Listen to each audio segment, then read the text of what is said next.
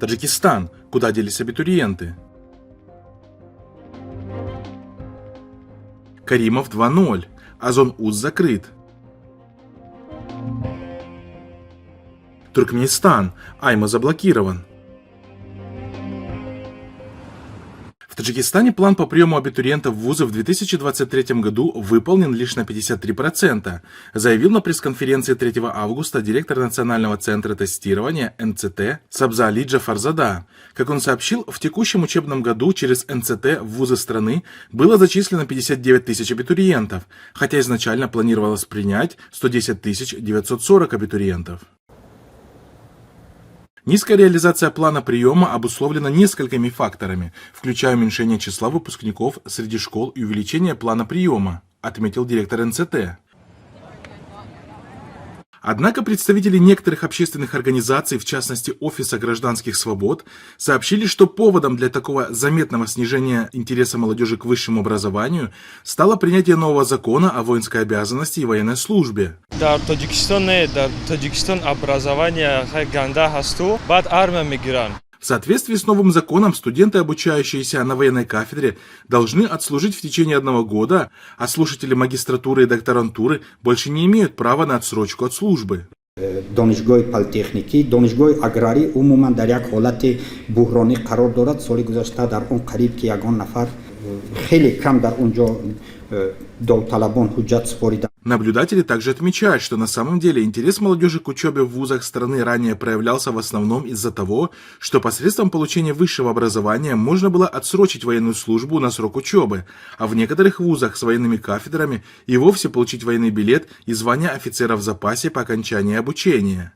Теперь же обучение в вузе для молодых людей вообще лишилось всякого смысла, так как они не видят никаких перспектив для жизни и возможностей для работы в стране, не связывают свое будущее с Таджикистаном. قسمی زیاد میگیرن اما دیپلم جای کار نمی‌یابن روسیه میروند. یعنی که دانشگاه‌های تاجیکستان حاضر برای روسیه مهاجر تیار کرده ایستاده است.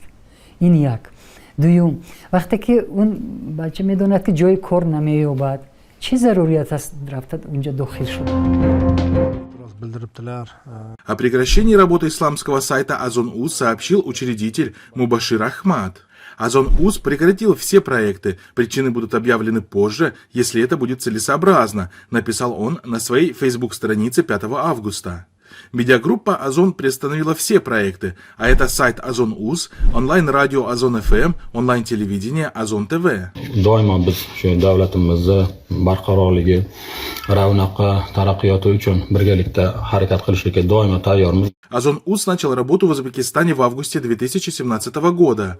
Заявленные цели интернет-издания – удовлетворить информационные потребности населения, внести вклад в изменения в сфере религии и просвещения, анализ событий в стране и за рубежом, отмечалось тогда на сайте.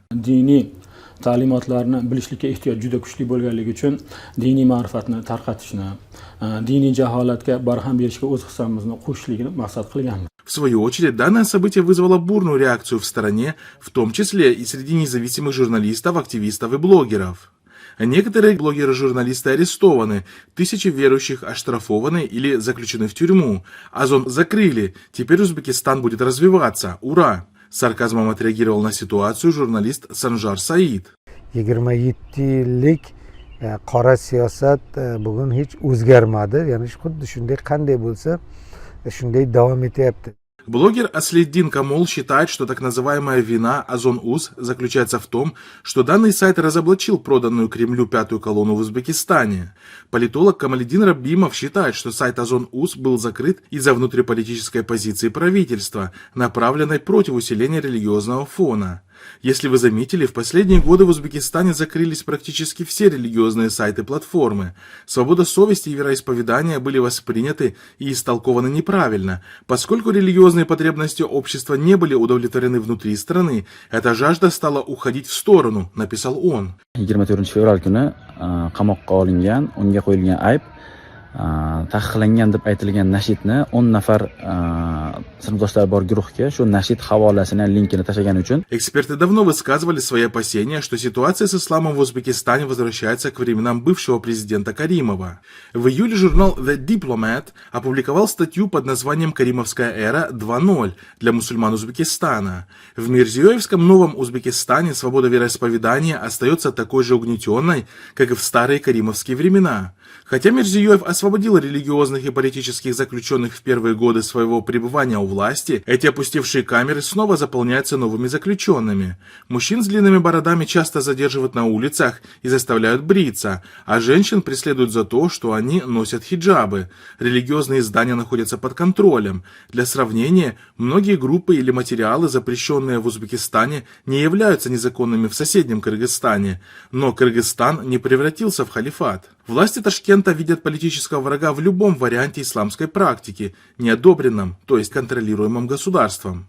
Однако ситуация может стать еще хуже. 9 июля в Узбекистане пройдут внеочередные президентские выборы, на которых победит Мирзиёев. После выборов его режиму будет нечего терять, а репрессии против критиков режима, журналистов, активистов, а также религиозной общественности будут еще более жесткими, пишет журнал. Bu shu jarayondan tushkunlikka tushmadim, hozir o'ylab, bitta Abduqodirni qolmagan bo'lsa nohaq, buni orqasiga yuzlab, minglab Abduqodir turibdi. Shaxsan men o'zimni Qashqadaryo Abduqodir deb e'lon qilaman bugundan e'tiboran. Жители Туркменистана лишились возможности использовать последнее работавшее в стране мобильное приложение для обмена сообщениями – Аймо. Аймо больше не работает, а все остальное давно заблокировано. Даже иностранные телеканалы пропадают из интернета. Мы уже около недели не можем смотреть Евроньюз, сообщил Азатлык, житель Ашхабада 3 августа. Пользователи постоянно обращаются в Туркментелеком, но качество связи не улучшается. Многие покупают более дорогие пакеты услуг и платят более высокую цену, но и это не помогает. Более дорогие новые услуги не обладают свойствами скорости интернета, констатирует Азатлык. Чем сложнее дела в экономике, тем жестче становится репрессия, очевидно.